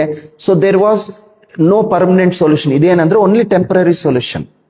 ಆದ್ರೆ ಈ ಒಂದು ಪಾಪ ಪರಿಹಾರವು ಯೇಸು ಕ್ರಿಸ್ತನ ಆ ಸಿಲುಬೆಯ ಮೇಲೆ ಆ ಬಲಿಯನ್ನು, ಅಂದ್ರೆ ಸಿಲುಬೆಯ ಮೇಲೆ ಆ ತನ್ನ ಒಂದು ಪ್ರಾಣವನ್ನು, ತನ್ನ ಒಂದು ರಕ್ತವನ್ನು ಚಿಂದಿಸುವುದು ಒಂದು ಛಾಯೆಯಾಗೆ ನಾವು ಈ ಬಲಿ ಪ್ರೊಸೆಸ್ ಅನ್ನು ನಾವು ನೋಡ್ತೇವೆ. ಸೊ ಈ ಟೆಂಪರರಿ ಇರುವ ಸೊಲ್ಯೂಷನ್ಗೆ ಯೇಸು ಸ್ವಾಮಿ ತಾನೇ ರಕ್ಷಕನಾಗಿ ಈ ಭೂಲೋಕಕ್ಕೆ ಬಂದು ತನ್ನ ಪರಿಶುದ್ಧ ರಕ್ತವನ್ನು ನಿನಗೋಸ್ಕರ ನನಗೋಸ್ಕರ ಆ ರಕ್ತವನ್ನು ಆ ಸಿಲುಬೆಯ ಮೇಲೆ ತಾನು ಕೊಟ್ಟು ನಮ್ಮನ್ನೆಲ್ಲರನ್ನು ಕೂಡ ಏನ್ ಮಾಡಿದ್ರು ಅಂದ್ರೆ ಆತನು ಎಲ್ಲರನ್ನು ವಿಮೋಚಿಸಿದ ಹಾಗೆ ನಾವು ಕಾಣ್ತೀವಿ. ಸೊ ನಾವು ಈಗ ಪಾಪ ಮಾಡಿದ್ರೆ ನಾವು ಯಾವ ಬಲಿ ಕೊಡೋ ಅವಶ್ಯಕತೆ ಇಲ್ಲ. ಆದರೆ ನಮ್ಮ ಒಂದು ಏನು ಅಂದ್ರೆ, ಪಾಪ ಮಾಡಿದ ಪ್ರತಿಯೊಂದು ವ್ಯಕ್ತಿ ಆ ಸಿಲುಬೆ ಹತ್ರ ಮೊಣಕಾಲೂರಿ, ಯೇಸು ಸ್ವಾಮಿ ನಾನು ಪಾಪ ಮಾಡಿದ್ದೆ, ನನಗೋಸ್ಕರ ಅಲ್ಲ ನೀನು ಸಿಲುಬೆ ಏರಿದ್ಯಾ, ನನಗೋಸ್ಕರ ನನಗೆ ಉಂಟಾಗಬೇಕಾಗಿರೋ ಶಿಕ್ಷೆಯನ್ನು ನೀನು ಆ ಸಿಲುಬೆ ಮೇಲೆ ನೀನು ವಹಿಸ್ಕೊಂಡ್ಯಾ. ಸೊ ಪ್ರತಿಯೊಬ್ಬ ಮನುಷ್ಯನು ಏನು ಮಾಡಬೇಕು ಅಂದ್ರೆ ಆ ರಿಪೆಂಟೆನ್ಸ್ ಇರಬೇಕು. ಪ್ರತಿಯೊಬ್ಬ ಮನುಷ್ಯನು ಆ ಸಿಲುಬೆಯನ್ನು ನೋಡುವ ಪ್ರತಿಯೊಂದು ಸಾರಿ ನಮ್ಮನ್ನು ನಾವು ಸರಿಪಡಿಸ್ಕೊಳ್ತಾ, ಸ್ವಾಮಿ ನಾನು ಯಾವ ಸ್ಥಿತಿಯಲ್ಲಿದ್ದೀನಿ, ನನ್ನ ಒಂದು ಪಾಪದ ಸ್ಥಿತಿ ಹೇಗಿದೆ, ನಿನ್ನ ರಕ್ತದಿಂದ ನನ್ನನ್ನು ತೊಳು, ನಿನ್ನ ರಕ್ತದಿಂದ ನನ್ನನ್ನು ಶುದ್ಧಿ ಮಾಡು, ನಿನ್ನ ರಕ್ತದಿಂದ ನನ್ನನ್ನು ಏನು ಮಾಡು, ವಿಮೋಚಿಸಿ ನಾಳೆ ನಿನ್ನ ಬರುವಣಿಕೆಯಲ್ಲಿ ನಾನು ಎತ್ತಲ್ಪಡುವುದಕ್ಕೆ ನನಗೆ ಸಹಾಯ ಮಾಡು ತಂದೆ ಅಂತ ಪ್ರತಿ ದಿನವೂ ಕೂಡ ನಾವು ಈ ಒಂದು ಪ್ರಾರ್ಥನೆಯನ್ನು ಅಂದ್ರೆ ಇಟ್ಸ್ ಎ ಕಂಪಲ್ಸರಿ, ಅಂದ್ರೆ ಮ್ಯಾಂಡೇಟರಿ. ಯಾಕೆ ಅಂದ್ರೆ ಪ್ರತಿ ದಿನವೂ ನಾವು ಎದ್ದ ಮೇಲಿಂದ ನಮ್ಮ ನೋಟ ಆಗ್ಲಿ, ನಾವು ಕೇಳೋದಾಗ್ಲಿ, ಮಾಡೋದಾಗ್ಲಿ, ಯಾವುದೋ ಒಂದು ರೀತಿಯಲ್ಲಿ ನಾವು ಪಾಪ ಮಾಡ್ತಾನೆ ಇರ್ತೀವಿ. ಆ ಪಾಪವನ್ನೆಲ್ಲವನ್ನು ಕೂಡ ನಾವು ಪ್ರತಿದಿನ ದೇವರ ಸನ್ನಿಧಿಯಲ್ಲಿ ಮೊಣಕಾಲೂರಿ, ದೇವರೇ ಈ ದಿನ ನಾನು ಇದು ಮಾಡಬಾರ್ದಿತ್ತು. ಯಾಕಂದ್ರೆ ಕೆಲವು ಸತಿ ನಾವು ಮಾಡೋದು ನಮಗೂ ಗೊತ್ತಾಗುತ್ತೆ, ನಾವು ಸುಳ್ಳು ಹೇಳ್ಬಾರ್ದು ಅನ್ಕೊಂತೀವಿ ಆದ್ರೆ ಸುಳ್ಳು ಹೇಳ್ಬಿಡ್ತೀವಿ, ಇಲ್ಲ ಇನ್ನೊಬ್ಬರ ಮೇಲೆ ಅವು ಇವು ಹೇಳ್ಬಾರ್ದು ಅನ್ಕೊಂತೀವಿ ಆದ್ರೂ ಆ ಪರಿಸ್ಥಿತಿಯಲ್ಲಿ ಹೇಳ್ಬಿಡ್ತೀವಿ. ಇನ್ನು ಕೆಟ್ಟ ನೋಟ ಆಗ್ಲಿ, ಈಗ ಮೊಬೈಲ್ ಬಂದ ಮೇಲೆ ಅನೇಕವಾದ ಕೆಟ್ಟ ವಿಷಯಗಳನ್ನು ನೋಡ್ತೀವಿ, ಕೆಟ್ಟ ವಿಷಯಗಳನ್ನು ಕೇಳ್ತೀವಿ. ಇವೆಲ್ಲವೂ ಕೂಡ ಏನಾಗ್ತಾ ಇದೆ ಅಂದ್ರೆ ನಮ್ಮ ಒಂದು ಮಹಿಮೆ, ಅಂದ್ರೆ ನಮ್ಮ ಒಂದು ದೇವರು ಕೊಟ್ಟ ಆ ಸ್ಥಿತಿಯನ್ನು ನಾವೇ ಕಳ್ಕೊಂತಾ ಇದ್ದೀವಿ. ಈಗ ನಾವು ದೇವರಿಗೆ ಇಷ್ಟವಾಗುವ ರೀತಿಯಲ್ಲಿ ನಾವು ಸಿದ್ಧಪಡಬೇಕು ಅಂದ್ರೆ ನಮ್ಮಲ್ಲಿ ಇರುವ ಪಾಪಗಳನ್ನು ನಾವೇನ್ ಮಾಡಬೇಕು ಅಂದ್ರೆ ದೇವರ ಸನ್ನಿಧಿಯಲ್ಲಿ ಆ ಸಿಲುಬೆ ಹತ್ರ ನಾವು ನಮ್ಮ ಒಂದು ಆ ರೆಪೆಂಟೆನ್ಸ್ ಇರಬೇಕು. ನಮ್ಮ ಒಂದು ಏನಂತಾರಂದ್ರೆ ಪಶ್ಚಾತ್ತಾಪವನ್ನು ತೋರಿಸಬೇಕು. ಬಾಯಿಂದ ಪಾಪ ಒಪ್ಕೊಳ್ಳೋದಲ್ಲ, ಎಲ್ಲಿಂದ ಒಪ್ಕೋಬೇಕಂದ್ರೆ ಹೃದಯದಿಂದ ನಮ್ಮ ಪಾಪಗಳನ್ನು ಅರಿಕೆ ಮಾಡ್ಕೋಬೇಕು. ಸೊ ಈಗ ನಾವು ಗಮನಿಸೋದಾದ್ರೆ, ಮತ್ತೆ ಮೇ ಬಿ ನೆಕ್ಸ್ಟ್ ಸೆಷನ್ ನಲ್ಲಿ ಟ್ರೈ ಮಾಡ್ತೀನಿ, ಯೇಸು ಕ್ರಿಸ್ತನ ರಕ್ತವು ಮತ್ತೆ 7 ವಿಷಯಗಳು, ಒಂದೊಂದು ವಿಶ್ವಾಸಿಗೆ 7 ವಿಷಯಗಳು ಆ ರಕ್ತವು ಮಾಡುವ ಕೆಲಸ ಎಂಥದ್ದು ಅನ್ನೋದು ಪರಿಶುದ್ಧ ಗ್ರಂಥದಲ್ಲಿ ನಾವು ಕಾಣಬಹುದು. ಅದನ್ನ ನೆಕ್ಸ್ಟ್ ಸೆಷನ್ ನಲ್ಲಿ ನೋಡೋಣ. ಈಗ ನಾನು 3ನೇ ಮಾತನ್ನು ಹೇಳ್ತಾ ಇದ್ದೆ. ಒಂದು ಪವರ್ ಹೇಳಿದೆ, ಸೆಕೆಂಡ್ ಪರ್ಪಸ್ ಹೇಳಿದೆ, ಈಗ ಥರ್ಡ್ ಏನಂದ್ರೆ ಆತನ ಒಂದು ಪ್ರೋಗ್ರಾಮ್. ಸೊ ಆತನ ಒಂದು ಪ್ರೋಗ್ರಾಮ್ ಅನ್ನು ಕೂಡ ಅಲ್ಲಿ ನಾವು ಕಾಣ್ತೀವಿ. ಏನು ಅಂದ್ರೆ, ಆತನು ಬೇಗನೆ ಮೇಘಗಳೊಂದಿಗೆ ಬರ್ತಾರೆ. ಆತನು ಏನ್ ಮಾಡ್ತಾ ಇದ್ದಾನೆ, ಬೇಗನೆ ತನ್ನ ಒಂದು ರಕ್ತದಿಂದ ಸಂಪಾದಿಸಿದ ಈ ಸಭೆಯನ್ನು ಕೊಂಡೊಯ್ಯೋದಿಕ್ಕೆ ಆತನು ಬೇಗನೆ ಮೇಘಗಳೊಂದಿಗೆ ಬರ್ತಾ ಇದ್ದಾನೆ. ಈಗ ಕರ್ತನು ಬರುವಾಗ ಯಾರು ಸಿದ್ಧತೆ ಹೊಂದಿದರೋ ಅವರು ಕರ್ತನ ಜೊತೆ ಹೋಗ್ಬಿಡ್ತಾರೆ. ಈಗ ಯಾರು ಸಿದ್ಧತೆ ಹೊಂದಿಲ್ಲವೋ ಅವರ ಒಂದು ಪರಿಸ್ಥಿತಿಯನ್ನು ಈ 7ನೇ ವಚನದಲ್ಲಿ ನಾವು ಕಾಣಬಹುದು. ಸೊ ನಾವು ಓದೋದಾದ್ರೆ, ಮತ್ತೆ 1ನೇ ಅಧ್ಯಾಯ 7ನೇ ವಚನದಲ್ಲಿ ನಾವು ನೋಡೋದಾದ್ರೆ ಸ್ಪಷ್ಟವಾಗಿರುತ್ತೆ ಈ ತರ. ನೋಡಿರಿ, ಆತನು ಮೇಘಗಳೊಂದಿಗೆ ಬರುತ್ತಾನೆ, ಎಲ್ಲರ ಕಣ್ಣುಗಳು ಆತನನ್ನು ನೋಡುವವು, ಆತನನ್ನು ಇರಿದವರು ಸಹ ಅದನ್ನು ಕಾಣುವರು, ಭೂಮಿಯಲ್ಲಿರುವ ಎಲ್ಲಾ ಕುಲದವರು ಆತನ ನಿಮಿತ್ತ ದುಃಖಿಸುವವರು, ಹೌದು ಹಾಗೆಯೇ ಆಗುವುದು, ಆಮೇನ್. ಇನ್ನೊಂದು ಟ್ರಾನ್ಸ್ಲೇಷನ್ ಏನಂದ್ರೆ, ಎದೆ ಬಡುಕೊಳ್ಳುತ್ತಾರೆ ಅನ್ನುವ ಮಾತು ಕೂಡ ನಾವು ಕಾಣ್ತೀವಿ.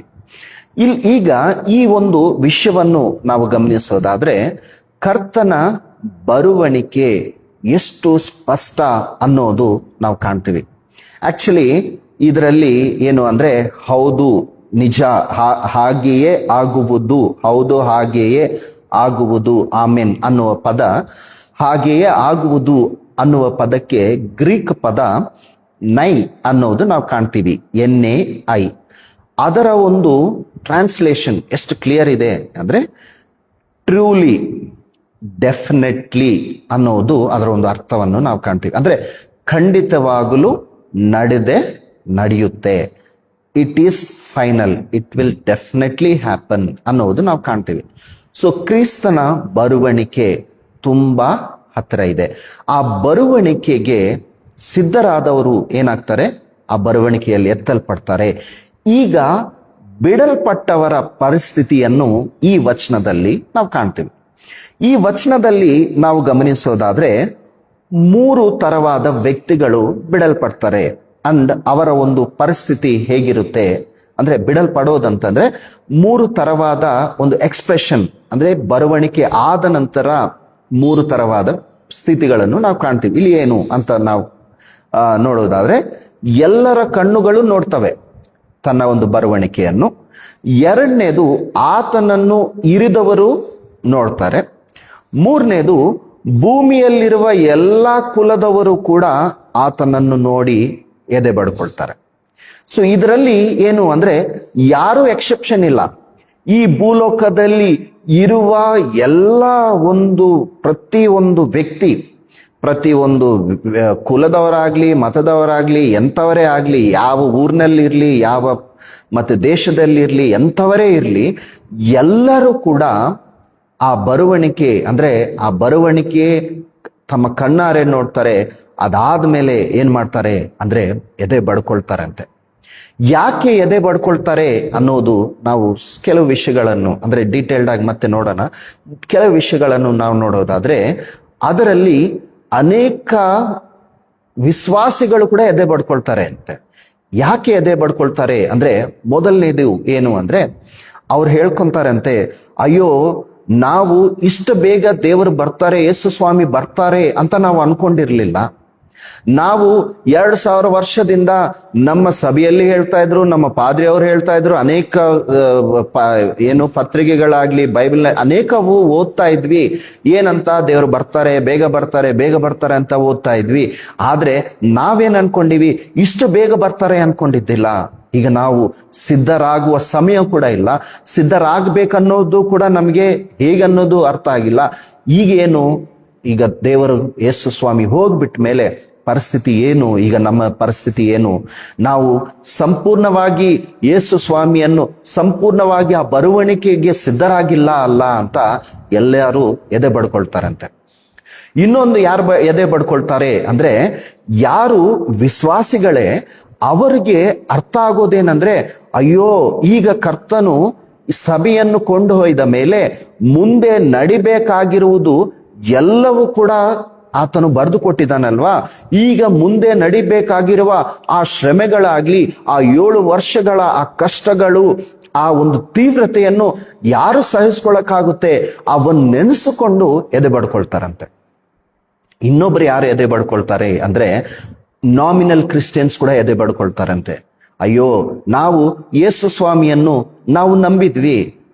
ಕೆಲವರು ನಾವು ನೋಡ್ತೀವಿ, ಗಮನಿಸ್ತೀವಿ. ಏನು ಅಂದ್ರೆ, ಕೆಲವರು ಅಯ್ಯೋ ಚರ್ಚ್ಗೆ ಬಂದ್ರೆ ಚೆನ್ನಾಗಾಗುತ್ತೆ, ದೆವ್ವಗಳು ಬಿಡಿಸ್ತಾರೆ, ಇಲ್ಲ ಏನಾದ್ರೂ ಕಷ್ಟಗಳಿದ್ರೆ ಕಷ್ಟಗಳು ದೂರ ಹೋಗುತ್ತೆ, ಮತ್ತೆ ಪಾಸ್ಟ್ರೈನವ್ರು ಪ್ರಾರ್ಥನೆ ಮಾಡಿದಾಗ ನಮ್ಗೆ ಒಳ್ಳೇದಾಯ್ತು ಅಂತ ಹೇಳ್ತಾರೆ.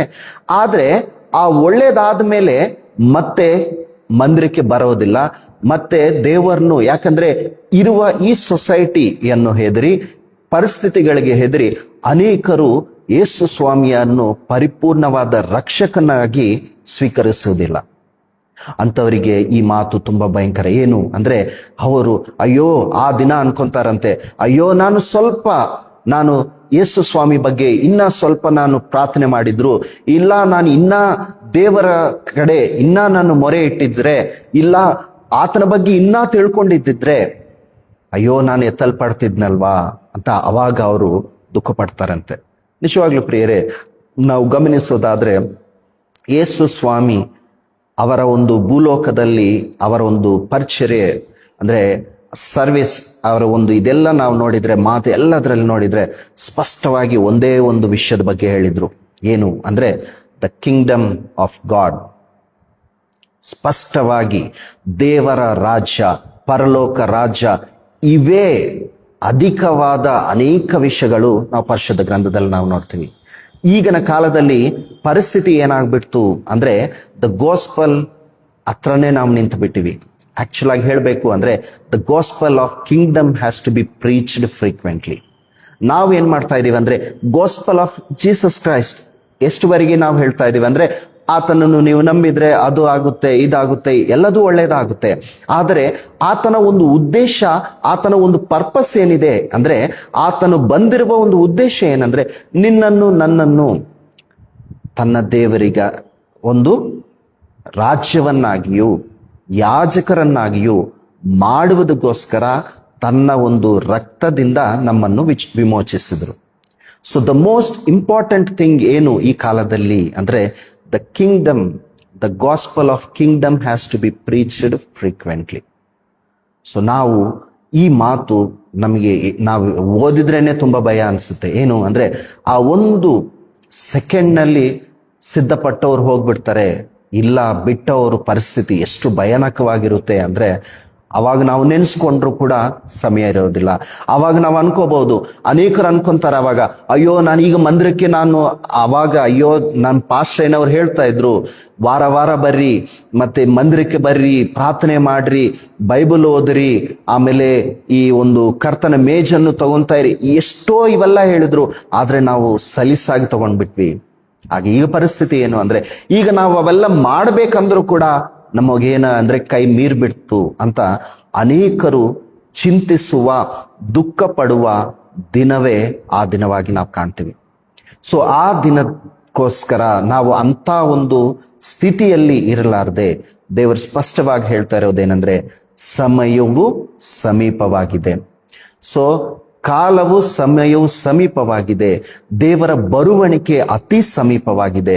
ಸೊ ನನ್ನ ಒಂದು ಆಶೆ ಏನಿರಬೇಕಂದ್ರೆ ಆ ಬರುವಣಿಕೆಗೆ ಸಿದ್ಧರಾಗಬೇಕು, ಆ ಬರುವಣಿಕೆಯಲ್ಲಿ ಎತ್ತಲ್ಪಡಬೇಕು.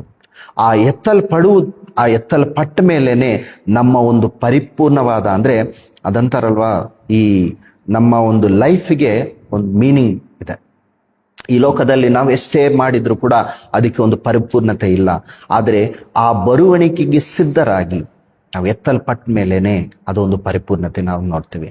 ಸುಪ್ರಿಯರೇ, ಮತ್ತೆ ಟೈಮ್ ಆಗ್ತಾ ಇದೆ. ದೇವರ ಚಿತ್ತವಾದ್ರೆ ಮತ್ತೆ ನೆಕ್ಸ್ಟ್ ಸೆಷನ್ನಲ್ಲಿ 2 ವಿಷಯಗಳನ್ನು ಧ್ಯಾನ ಮಾಡೋಣ ಇದೇ ಅಧ್ಯಾಯದಲ್ಲಿ. ಅಂದ್ರೆ ನನ್ನ ಒಂದು ಉದ್ದೇಶ ಡೀಟೇಲ್ಡ್ ಆಗಿ ಎಲ್ಲವೂ ಕೂಡ ಧ್ಯಾನ ಮಾಡಬೇಕು ಅಂತ.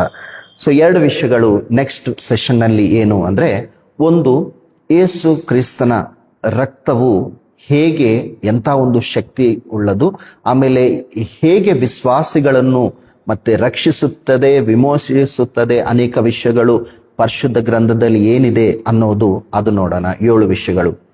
2ನೇದು, ಈಗ ನಾವು ಓದ್ಕೊಂಡಿರುವ ಪದದಲ್ಲಿ ಏನಿದೆ ಅಂದ್ರೆ, ಕರ್ತನು ಮೇಘಗಳೊಂದಿಗೆ ಬರ್ತಾರೆ. ಅಂದ್ರೆ ಈ ಮೇಘ ಅದರ ಒಂದು ವಿಶಿಷ್ಟತೆ ಏನು ಪರಿಶುದ್ಧ ಗ್ರಂಥದಲ್ಲಿ, ಅದರ ಬಗ್ಗೆ 7 ವಿಷಯಗಳನ್ನು ನಾವು ಮತ್ತೆ ಧ್ಯಾನ ಮಾಡೋದಕ್ಕೆ ಪ್ರಯತ್ನ ಮಾಡೋಣ. ನೀವು ಅನ್ಕೋಬಹುದು ಏನು ಎಲ್ಲ 7 ವಿಷಯಗಳು ಅಂತ. ಬಟ್ ಆಕ್ಚುಲ್ ಆಗಿ ನೋಡಿದ್ರೆ ಈ ಒಂದು ಪ್ರಕಟಣೆ ಗ್ರಂಥದಲ್ಲಿ ಸುಮಾರು 54 ಸತಿ 7 ಅನ್ನುವ ಪದ ಬರೆದ ಹಾಗೆ ನಾವು ಕಾಣ್ತೀವಿ. 40 ಬಾರಿ 7 ವಿಷಯಗಳು, ಅಂದ್ರೆ ಆ 7 ಒಂದು ಪ್ರಾಮಿನೆನ್ಸ್ 40 ಬಾರಿ ಈ ಪ್ರಕಟಣೆ ಗ್ರಂಥದಲ್ಲಿ ಬರೆದ ಹಾಗೆ ನಾವು ಕಾಣ್ತೀವಿ. ಅಂದ್ರೆ 7 ಅನ್ನೋದೇನು ಅಂದ್ರೆ ಒಂದು ಪರಿಪೂರ್ಣತೆಗೆ ಒಂದು ಸೂಚನೆಯಾಗಿ ನಾವು ಕಾಣ್ತೀವಿ. ಸೊ ಈಗ ನಾನು ಮುಗಿಸ್ತಾ ಇದ್ದೀನಿ ಇವತ್ತಿನ ಸೆಷನ್. ಸೊ ಒಂದು ಜಸ್ಟ್ ಸಮರಿ ಆಗಿ ನಿಮಗೆ ಹೇಳಬೇಕು ಅಂದ್ರೆ, ಇವತ್ತಿನ ದಿನ ನಾವು ಧ್ಯಾನ ಮಾಡಿರೋದು ಏನು ಅಂದ್ರೆ, ಮತ್ತೆ ಮೊದಲನೇ ಚಾಪ್ಟರ್ 1ನಲ್ಲಿ ಇರುವುದು ಓವರ್ ವ್ಯೂ ಆಗಿ, ಅಂದ್ರೆ ಆ ಗ್ರಂಥದಲ್ಲೇ ಪ್ರಕಟಣೆ ಗ್ರಂಥದ ಪರಿಪೂರ್ಣ ಒಂದು ಚಿತ್ರಣವನ್ನು ನಾವು ನೋಡಿದ್ವಿ. ಹೇಗೆ ಯೇಸು ಕ್ರಿಸ್ತನು ಏನು ಇವ್ರಿಗೆ ಹೇಳ್ತಾ ಇದ್ದಾರೆ, ಯಾರಿಗೆ? ಯೋಹಾನನಿಗೆ ಹೇಳೋದು ಏನು ಅಂದ್ರೆ, ನೀನು ಕಂಡದ್ದನ್ನು, ಈಗ ನಡೀತಾ ಇರುವುದನ್ನು, ನಡಿಬೇಕಾಗಿರುವುದನ್ನು, ಮುಂದೆ ಆಗಬೇಕಾಗಿರುವುದನ್ನು, ಈ 3 ಕೂಡ ನೀನು ಬರೆ. ಸೊ ಮೊದಲನೇದೇನು? ಚಾಪ್ಟರ್ 1 ಏನು ಅಂದ್ರೆ ನೀನು ಕಂಡದ್ದು. ಚಾಪ್ಟರ್ 2-3 ಅಂದ್ರೆ 2-3 ಅಧ್ಯಾಯಗಳು ಏನು ಅಂದ್ರೆ ನಡೀತಾ ಇರುವುದು. ಚಾಪ್ಟರ್ 4 ಇಂದ 22 ವರೆಗೆ ಅಂದ್ರೆ ಮುಂದೆ ಆಗಬೇಕಾಗಿರುವುದು ಅನ್ನುವುದು ನಾವು ನೋಡ್ತೀವಿ. ಸೊ ಅದರಲ್ಲಿ ಇನ್ನೊಂದು ಡೀಟೇಲ್ಡ್ ಆಗಿ ಮತ್ತೆ 5-6 ವಚನಗಳನ್ನು ನಾವು ನೋಡಿದ್ವಿ. ಏನು ಅಂದ್ರೆ 3 ಮಾತುಗಳೇ ಹೇಳಿದೆ. ಏನು? The power of Jesus Christ, the purpose of Jesus Christ, the programme of Jesus Christ. ಯೇಸು ಕ್ರಿಸ್ತನ ಸರ್ವಾಧಿಕಾರವು, ಯೇಸು ಕ್ರಿಸ್ತನ ಉದ್ದೇಶವು, ಯೇಸು ಕ್ರಿಸ್ತನ ಯೋಜನೆ, ಈ 3 ವಚನಗಳಲ್ಲಿ ನಾವು ನೋಡಿವಿ. ಸೊ ಅದಕ್ಕೆ ಮುಂಚೆ ಮತ್ತೆ ಯೋಹಾನನ್ನು ಕಂಡದ್ದು, ಆತನು ಯೇಸು ಸ್ವಾಮಿಯವರು ಮತ್ತೆ ಈ ಭೂಲೋಕದಲ್ಲಿದ್ದಾಗ ನೋಡಿದ್ದನ್ನು ಆತನು ಹೇಳ್ತಾ ಇದ್ದಾನೆ.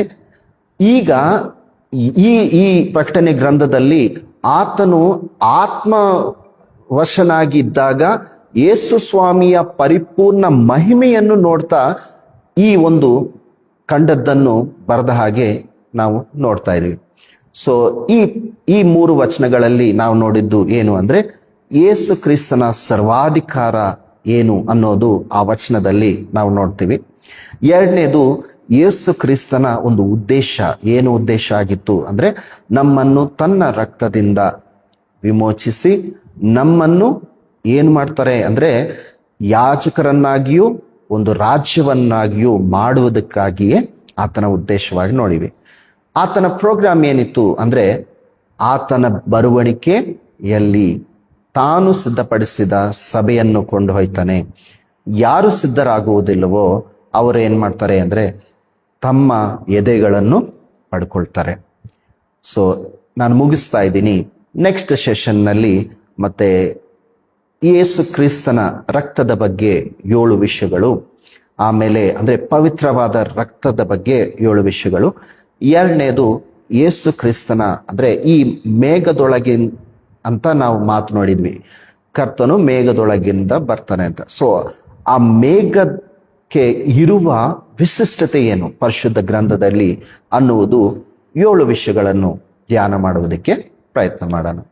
ಸೊ ದೇವರು ಮತ್ತೆ ಕೇಳಿರುವ ಈ ವಾಕ್ಯಗಳನ್ನು ನಮ್ಮ ಹೃದಯದಲ್ಲಿ ಭದ್ರಪಡಿಸಿ ನಮ್ಮೆಲ್ಲರನ್ನು ಕೂಡ ಆತನ ಬರುವಣಿಕೆಗೆ ಸಿದ್ಧಪಡಿಸಿ ಬರುವಣಿಕೆಯಲ್ಲಿ ಎತ್ತಲ್ಪಡುವ ಭಾಗ್ಯವನ್ನು ದೇವರು ನಮಗೆ ದಯಪಾಲಿಸಲಿ.